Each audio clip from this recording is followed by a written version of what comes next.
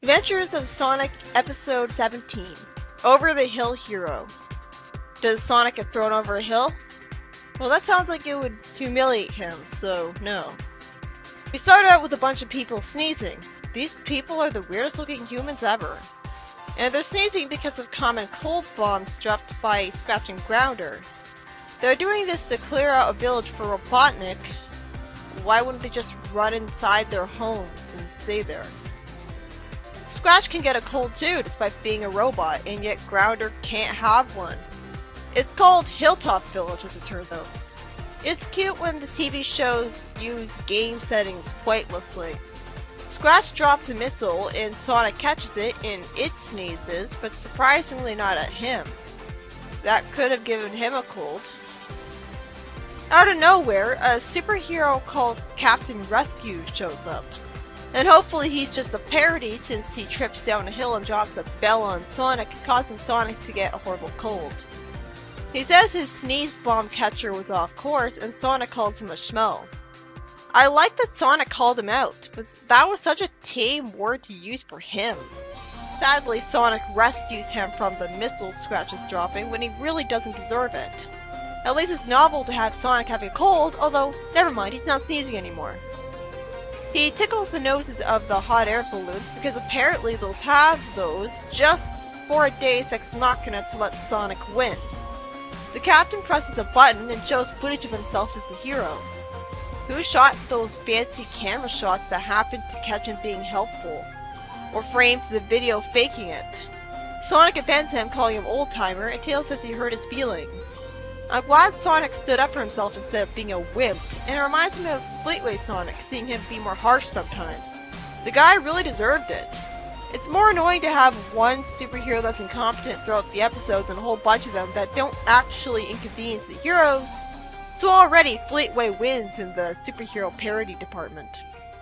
Robotnik says he wants a satellite to spread his control over all of Mobius and drag Sonic off the planet.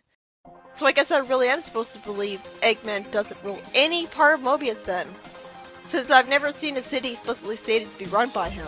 But I can't believe that. He's Robotnik, not the pathetic Eggman. Wouldn't his inventions and stuff have taken over the world by now? Sonic stupidly tricks the robot guards into walking off the cliff with the disguise he shouldn't have at all. Seriously, did he beat up a military guy his size to get that suit? Then the overweight raccoon superhero shows up and shields himself from Grounder's attacks, and he fires stuff around the robots to chase them, but Grounder turns his hand into a buzzsaw.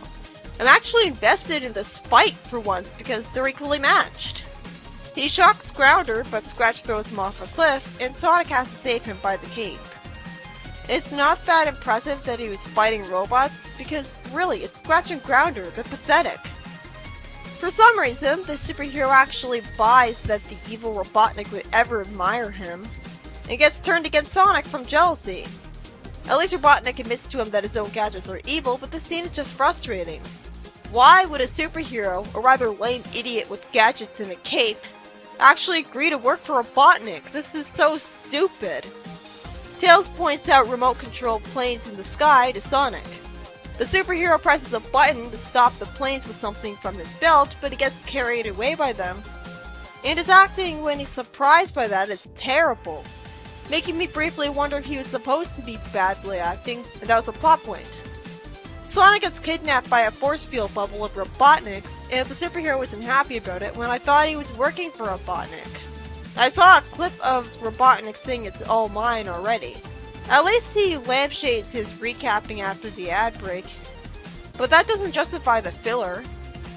Sonic tries to spin dash around the egg, but he can't break out of it, so he's not overpowered. Still though, if this version of Robotnik isn't ruling the world, or even one city of people, he's officially the most pathetic Robotnik ever and a disgrace to the design. The superhero comes in as the predictable Chekhov's gunman. I hope he fails and Tails is useful instead. He uses his gadgets and somehow that makes him spin around and get caught in a tree. I don't understand how he became so incompetent when he used to not be that way. That's forced. Tails arbitrarily thinks it wasn't his fault, and the music and show desperately try to have me pity him and tug at my heartstrings. Robotnik tries to have the village of Hilltop Village lose hope and not be executed, like would be threatening of him. By putting the imprisoned Sonic on display in front of them to make an example out of him.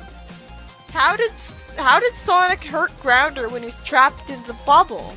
Scratch trips and drops Sonic on Robotnik, hitting him into the ground, and Tails shows up to save him with his flight being useful for once. Some giant robots on stilts and boots walk around. Oh, never mind. They're mechas piloted by Scratch and Grounder, because we can't ever have robots that aren't Scratch and Grounder. Either way, why design mechas like that instead of giving them wheels? That's just begging for them to be toppled over. Tails tries to convince Captain Rescue to help, and he says none of his stuff works anymore. Can't he just fix them? Tails' acting when he says he's really scared about Sonic really sounds unconvincing. And is it me, or does Tails sound too young? Eggman says that soon Hilltop will be destroyed. Wait, what? Soon Hilltop Village will be destroyed! I guess he just wants to make an example of them to get the other leaders of the world to kowtow to him, but he never says that. Eggman's about ruling, not destroying. Even Shadow the Hedgehog knew that. Those idiots! They're destroying everything! How can I take over the city and build the Eggman Empire if there is no city?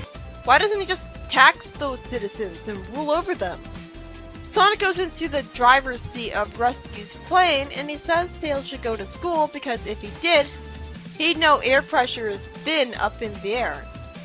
Robotnik gets sent out of the sky and lands on Scratch, and Sonic spins around in the force field bubble as he gets weaker since apparently it can wear off. Even though he's in space, he falls to Mobius, way too quickly to be believable. Maybe he's not suffocating because there's an extended atmosphere for Mobius, but being in space should still burn him from the starlight or make him freeze to death, either way. The superhero is the predictable Chekhov's gunman by using his gadgets to tie up Scratch and Grounder, and they run into Eggman and send him away in his Eggmobile. Sonic insists he blew it when he put him down, even though he's a very incompetent idiot who deserved to be put down. And he says that he'll come to him for advice when he'll probably never be seen again. His gadgets just make me think that Tails should be making those. And this guy didn't even need to be in the show. The Sonic Says message has the dangerous message that old people are very wise and know the right direction to take in life, never mind how old-fashioned their views on society and social progress are. Great message! Also, I learned from TV tropes that even the old people message they give about moss is completely factually wrong. Don't you young folks know that moss grows heaviest on the north side of a tree? Moss doesn't care which side it's growing from as long as it has the most moisture. Once again, I can't say I like this episode because once again it's dedicated to an annoying original character that sucks. At least his voice didn't suck, and he's not all kooky. But he's still an incompetent idiot who ruins everything for the sake of comedy relief, and then I'm expected to find it believable when he saves the day and Sonic respects him. How did he get this way? That's never explained, so it's just forced. It would have been fine if it was how I assumed and he was always an incompetent tryhard. But he wasn't. He comes off as a creator's pet at the end when Sonic suddenly admires him.